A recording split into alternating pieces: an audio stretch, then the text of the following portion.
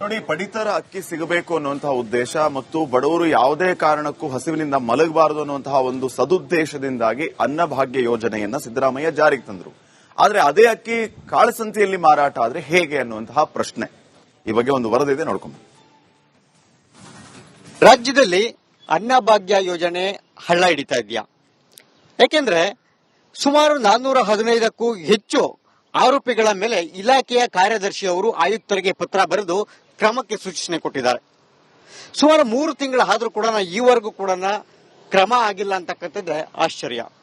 ಹಾಗಿದ್ರೆ ಇಲಾಖೆಯ ಸಚಿವರಿಗೆ ಆಗಲಿ ಸರ್ಕಾರಕ್ಕೆ ಆಗಲಿ ಈ ಅಕ್ರಮ ದಂಧೆಕೋರರ ಬಗ್ಗೆ ಸಾಫ್ಟ್ ಕಾರ್ನರ್ ಯಾಕೆ ಅನ್ನೋದು, ಈ ಬಗ್ಗೆ ರಿಪಬ್ಲಿಕ್ ಕನ್ನಡ ಇಡೀ ದಿನ ಕ್ಯಾಂಪೇನ್ ಸ್ಟೋರಿ ಆಗಿ ಹಮ್ಮಿಕೊಂಡಿದೆ. ಬನ್ನಿ ಇದರ ಇನ್ನಷ್ಟು ವಿಸ್ತೃತವಾದಂತಹ ವರದಿಯನ್ನ ನೀಡ್ತಾ ಹೋಗ್ತೇವೆ. ಈ ಸ್ಟೋರಿ ನೋಡಿ. ಆಹಾರ ಇಲಾಖೆಯಲ್ಲಿ ಗೋಲ್ಮಾಲ್ ಆರೋಪ, ಸಚಿವ ಕೆಎಚ್ ಮುನಿಯಪ್ಪ ಗಮನಕ್ಕೆ ಇಲ್ವಾ? ಅನ್ನಭಾಗ್ಯ ಸಿದ್ದರಾಮಯ್ಯ ಅವರ ಕನಸಿನ ಯೋಜನೆ. ಕಾಂಗ್ರೆಸ್ ಅಧಿಕಾರದ ಚುಕ್ಕಾಣಿ ಹಿಡಿಯೋದಕ್ಕೆ ಅಸ್ತ್ರ ಪ್ರಯೋಗಿಸಿದ್ರು. ಬಡವರ ಹೊಟ್ಟೆ ತುಂಬಿಸಬೇಕಾಗಿದ್ದ ಪಡಿತರ ಅಕ್ಕಿ ಕಾಳಸಂತೆಯಲ್ಲಿ ಮಾರಾಟ ಹಾಗೂ ಹೊರ ರಾಜ್ಯಗಳಿಗೆ ಸಾಗಣೆ ಮಾಡ್ತಾ ಇರೋ ಬಗ್ಗೆ ರಿಪಬ್ಲಿಕ್ ಕನ್ನಡ ದಾಖಲೆ ಸಮೇತ ವರದಿಯನ್ನ ಪ್ರಸಾರ ಮಾಡಿತ್ತು.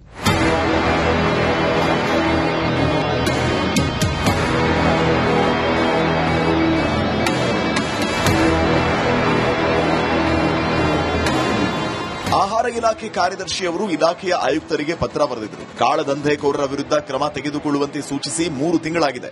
ಆದರೆ ಯಾವುದೇ ಕ್ರಮ ತೆಗೆದುಕೊಂಡಿಲ್ಲ. ಇಲಾಖೆ ಕಾರ್ಯದರ್ಶಿ ಬರೆದ ದಾಖಲೆ ಸಮೇತ ರಿಪಬ್ಲಿಕ್ ಕನ್ನಡ ವರದಿ ಮಾಡಿ ಸರ್ಕಾರದ ಗಮನ ಸೆಳೆದಿದೆ. ಆದರೆ ಆಹಾರ ಸಚಿವ ಕೆಎಚ್ ಮುನಿಯಪ್ಪ ತಮ್ಮ ಗಮನಕ್ಕೆ ಇಲ್ಲ ಅನ್ನೋ ರೀತಿಯಲ್ಲಿ ವರ್ತಿಸ್ತಾ ಇರೋ ಆರೋಪ ಇದೆ. ರಿಪಬ್ಲಿಕ್ ವರದಿಗೆ ಡಿಸಿಎಂ, ಗೃಹ ಸಚಿವರ ಸ್ಪಂದನೆ.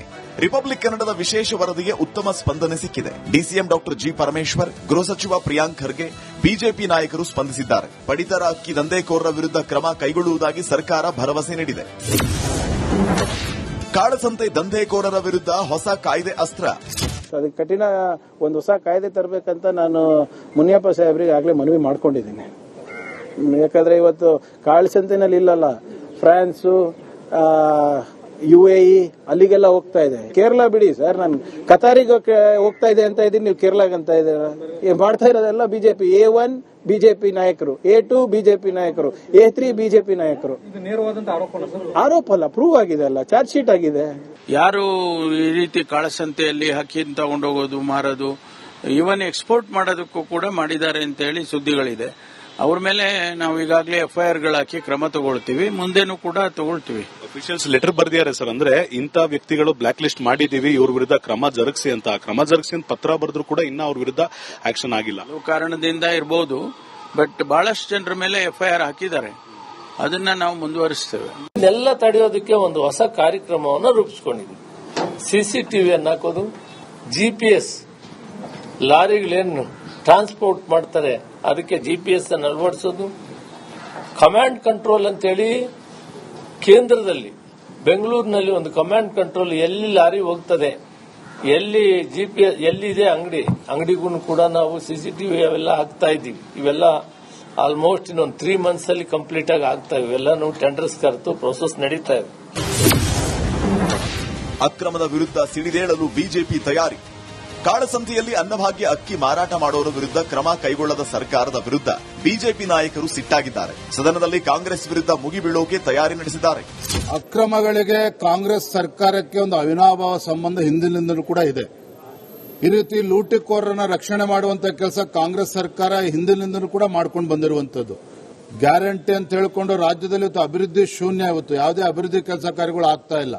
ಗೃಹಲಕ್ಷ್ಮಿನಲ್ಲಿ ಸುಧಾರಣೆ ಮಾಡ್ತೇವೆ ಅಂತ ಹೇಳಿ ಅಲ್ಲೂ ಕೂಡ ಹಾಳ್ಗಿಡುವಂತ ಕೆಲಸವನ್ನು ಕೂಡ ಆಗಿದೆ. ಇವೆಲ್ಲವೂ ಕೂಡ 12ನೇ ತಾರೀಕು ಅಥವಾ 13ನೇ ತಾರೀಕಿಂದ ಏನು ಅಧಿವೇಶನ ಪ್ರಾರಂಭ ಆಗ್ತದೆ, ಚರ್ಚೆ ಆಗಬೇಕಾಗ್ತದೆ. ಯಾರ ಮೇಲೆ ಅಪಾದನೆ ಮಾಡೋದಕ್ಕಿಂತ ಮುಖ್ಯ ತಡೆ ಹಿಡಿಯುವಂತದ್ದು ಮುಖ್ಯ. ಅವ್ರ ಕಡೆಯವರಿದ್ದಾರೋ ಇನ್ನೊಬ್ಬರ ಕಡೆಯವರಿದ್ದಾರೋ.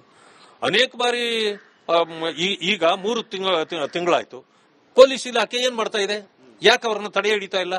ಈಗ ಗೃಹ ಸಚಿವರು ಯಾರಿದ್ದಾರೆ? ಪ್ರಿಯಾಂಕ್ ಖರ್ಗೆ ಅವರು ಇದ್ದಾರೆ.